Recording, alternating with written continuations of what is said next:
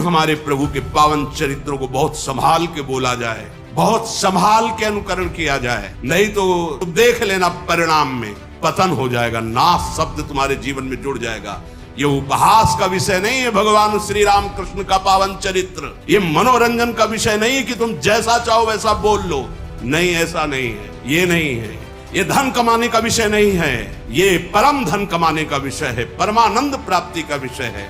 हम इन्हीं लीला चरित्रों को गा करके सुन करके तुम्हारे सामने दहाड़ते हैं। हमारे प्रभु के पावन चरित्रों को यदि आप मनोरंजन बनाओगे, यदि उनका उपहास करवाओगे, जो मर्यादा रहित चेष्टा करोगे, तो कोई भी हो दंड भोगना पड़ेगा, ये अपराध है। आज हम सत्संग को, भगवत लीला अनुकरण को मनोरंजन बना रहे हैं। बस रीझना चाहिए, सामने वाला रीझना चाहिए, बस वो हम कुछ बोले वो रीझे।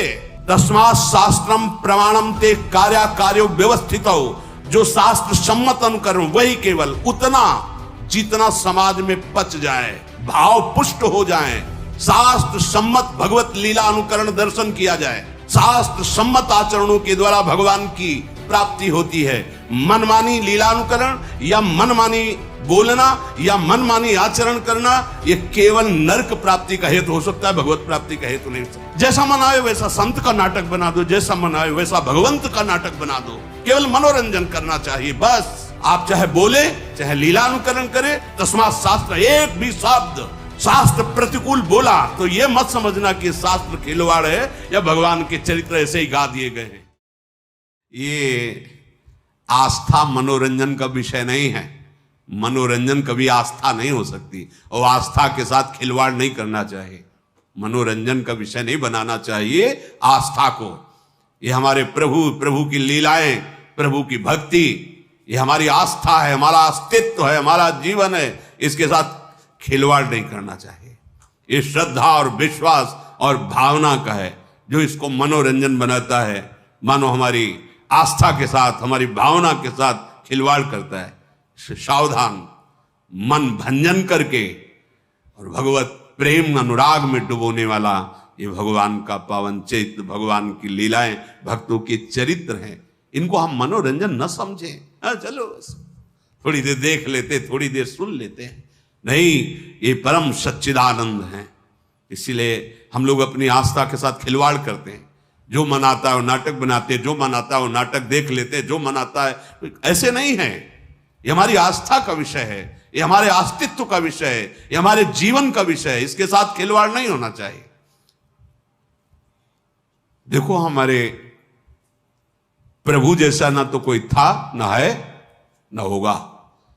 ये अनादि अनंत महामहिम भक्तजन कुछ उनकी लीलाओं का अनुकरण करके तन्मय होते हैं।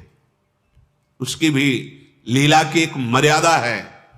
जिस समय हमारे ठाकुर मुकुट धारण करते हैं, महारानी जी की चंद्रिका, तो स्वयं रासाचार्य जी को देखा साष्टांग दंडवत और आरती करके, जय जय, मुकुट विराजमान, चंद्रिका विराजमान।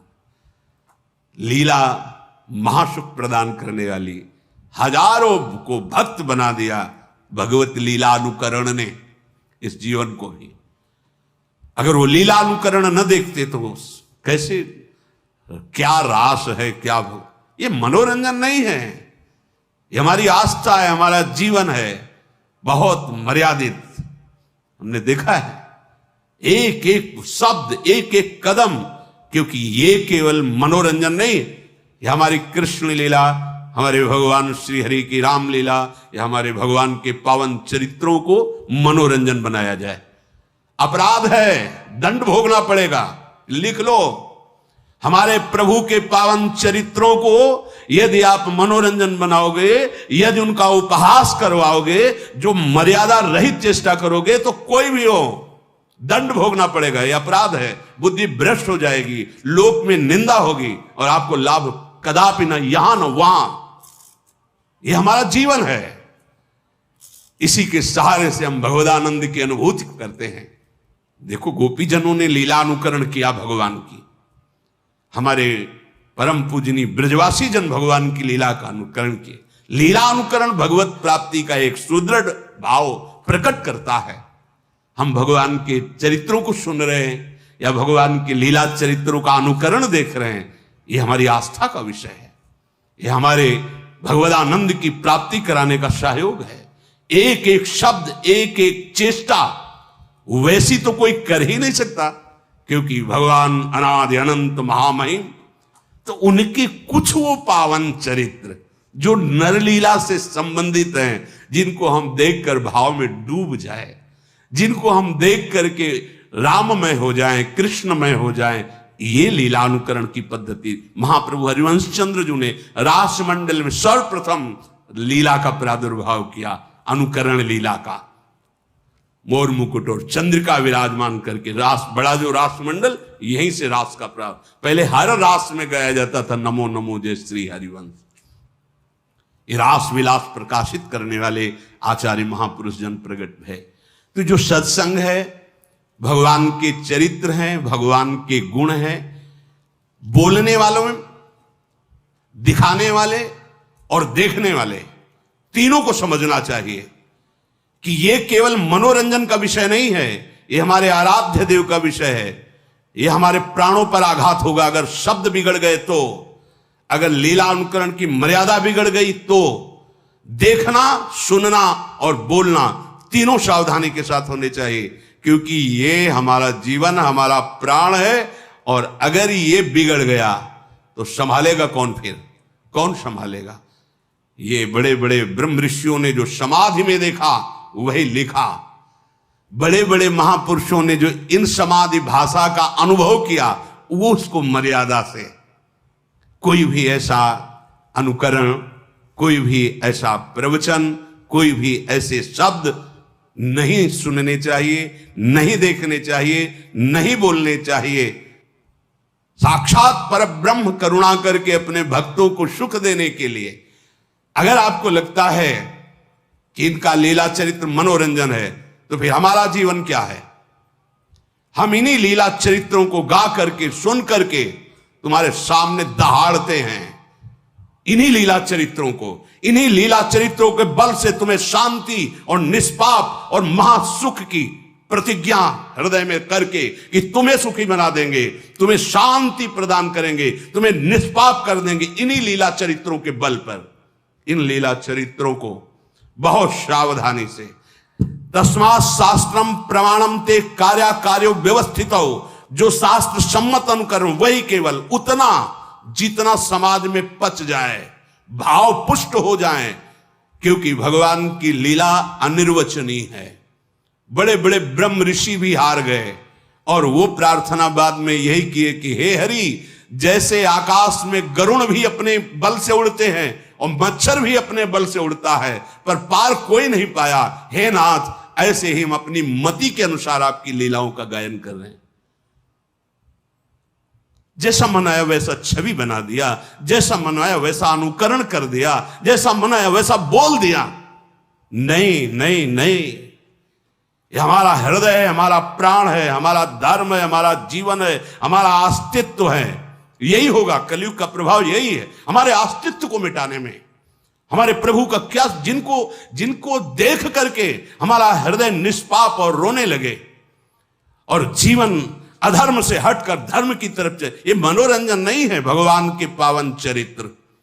ये मन का नाश करके जो असत वृत्तियों से युक्त है, सतवृत्ति में लगा दिया गया। कौन ऐसा है जिसने हमारे भगवान के पावन चरित्र को सुन करके भगवत प्राप्ति न की हो? कोई एक उदाहरण, रत्नावती जी केवल भगवान की वार्ता सुनकर भगवत प्राप्त हो गई। ब्राह्मण पत्नियां मथुरा केवल भगवत वार्ता सुनकर भगवान को, ऐसे करोड़ों अनंत भक्त हो गए जो लीला अनुकरण दर्शन और लीला चरित्र श्रवण से भगवत प्राप्त महात्मा बन गए, जगत को तारने की सामर्थ्य आ गई। आज हमारी बुद्धि इसे मनोरंजन में ले रही। भगवान की लीला चरित्रों का अनुकरण, भगवान की लीला चरित्रों का गायन बहुत सावधानी से होना चाहिए, जिससे हमारी आस्था, हमारे आस्तिकता पर, हमारे हृदय आराध्य की कहीं भी उसमें चोट न पहुंचने पावे। अगर चोट पहुंचेगी तो विश्व में कोई ऐसा नहीं जो इस अपराध को पचा सके। तुम्हारा वैभव, तुम्हारी बुद्धिमत्ता, तुम्हारा बल, तुम्हारा प्रकाश सब नष्ट हो जाएगा। भगवान मनोरंजन की चीज नहीं है, भगवान कोई मनुष्य नहीं है, भगवान अपनी महिमा से अवतरित होते हैं, उतरते हैं, घटते हैं, फिर वो हमारे जैसे आकर ऐसी परम पावन लीला करते हैं जिसका गायन करके, अनुकरण करके, दर्शन करके हम भगवदानंद को प्राप्त हो जाए। हम नर से नारायण बनने की जो यात्रा है वो इनके चरित्र से, इनके नाम से, इनके गुणों से, इनकी मुस्कान के बल से पहुंचते हैं। लेकिन भगवान की उन्नति नहीं हुई, भगवान अवतरित हुए। अवतार का मतलब घटना। वो अपनी अनंत महिमा से अवतरित होते हैं नर रूप में और फिर उतनी लीला करते हैं जिसको गायन करके, श्रवण करके, चिंतन करके हम परम पद के अधिकारी बने। आज हम सत्संग को, भगवत लीला अनुकरण को मनोरंजन बना रहे हैं।